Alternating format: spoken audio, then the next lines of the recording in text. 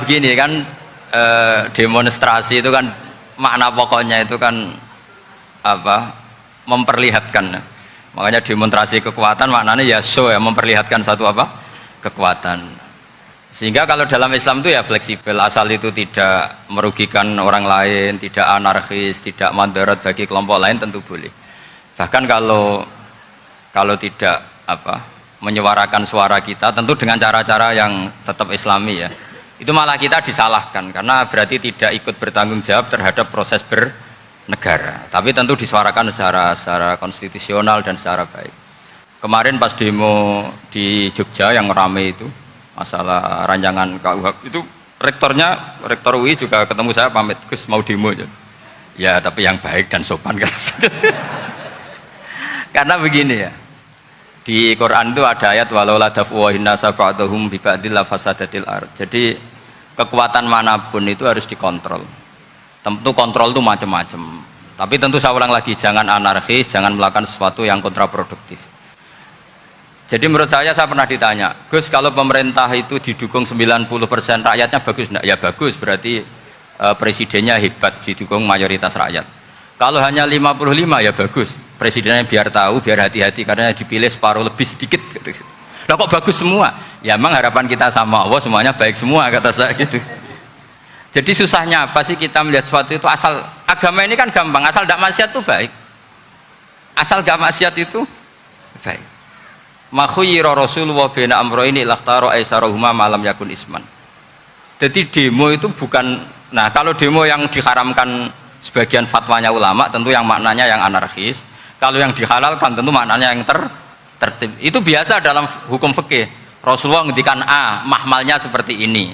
Rasulullah ngendikan B, mahmalnya seperti ini. Karena kadang ngendikanin Nabi cara zahir itu berlawanan. Misalnya Nabi ditanya, amal paling baik apa ya Rasulullah?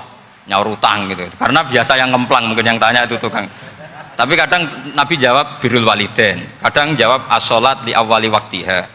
Karena penanyanya ini beda. Cinta nggak tahu sholat. Gimana? Cinta pun nggak tahu sholat. Ya, cinta kok nggak tahu sholat kata beliau. Kan gitu. Jadi ini penting saya utarakan karena zaman Nabi itu ya biasa Nabi misalnya ngendikan sesuatu itu. Terus ada juga sahabat yang memperlihatkan pendapatnya, tapi tidak niat bantah. Masyhur itu dalam tarikh. Saya beri contoh yang masyhur itu. Nabi pernah sholat duhur itu 2 rakaat. Sebagian riwayat mengatakan asar, tapi yang lebih kuat itu duhur. Setelah 2 rakaat Nabi sholat, itu akabirus sahabat papan atas itu tidak ada yang ngendikan karena mereka sopan semua, tahu etikal. Setelah Nabi pulang sudah dekat pintu, ada sahabat yang berdiri. Ya Rasulullah, aku siroti sholatu amnasita. Ini sholat model kosor, apa engkau lupa?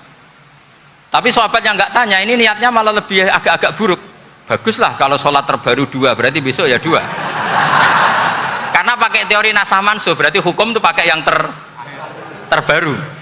Jadi gayanya tidak tanya, tapi lebih sama mungkin yang setuju undang-undang tadi ya tentang rumah tangga, kalau istri gak mau dikumpuli tetap dipaksa, nanti suaminya bisa dilaporkan ke pengadilan gitu. Saya pasti mikir saya bukan masalah pengadilannya, pasti istrinya cantik.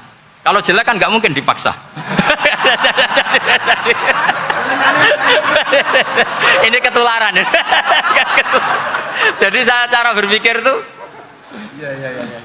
Jadi tak pikir lucunya saja, bukan pikir serius. Ketularan ya sudah ketularan ini. Karena keburukan itu mudah nular. Akhirnya Nabi kembali lagi, enggak, kullu dzalika lam yakun, semua itu enggak terjadi. Tapi Nabi sebagai orang yang sangat, ya sebenarnya nggak boleh dibahasakan sangat demokratis, sangat bijak. Nabi kembali lagi ke mimbar terus tanya, ahakun makolahu dzulyaten, apa betul yang dikatakan dzulyaten tadi? Kata sahabat semua, betul ya Rasulullah, tadi engkau sholat hanya 2 rakaat. Nabi kemudian takbir lagi, meneruskan 2 rakaat terus salam.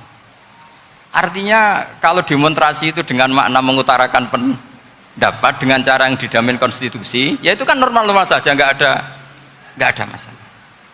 Saya pernah dari Reno Bapak itu ada pertanyaan yang benar-benar mengusik saya. Ada orang miskin datang ke Bapak, Pak Yai, jadi wong melarat itu raina. Sajane ya wis suwe dadi melarat raina. Itu pas Ramadan. Kenapa kata Bapak? Bapak saya itu teman akrabnya Gus Ali, itu senengannya ya guyon, mau meninggal aja masih guyon. Bapak itu guyon terus. Kenapa ya? sudah puasa nggak makan, buruh orang, macul itu kan berat. Mau istirahat nggak boleh karena buruh orang.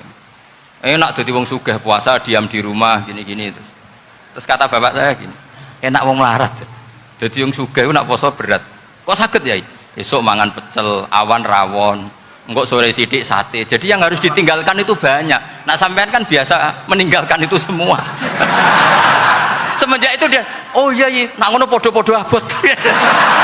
Jadi hasutnya pada orang kaya terus nggak ada. Nah ini pentingnya ilmu, jadi pentingnya pendamping tadi itu. Setelah diberi jelasan, oh maturuni ternyata podo-podo abot gitu. Dia nggak tahu susahnya jadi orang kaya. Ya sama seperti tadi, ya isa puasa, kerja gini-gini, bojo sitok elek, terus jadi yang bojone 4 cantik semua abot aku. Karena harus ninggalkan 4 yang cantik tadi, yang bisa menghidupkan tadi itu. Itu kan juga demonstrasi, artinya mengutarakan apa yang. Jadi itu saya pikir seperti itu. Ya ini pokoknya gitu aja ya. Assalamualaikum warahmatullahi wabarakatuh.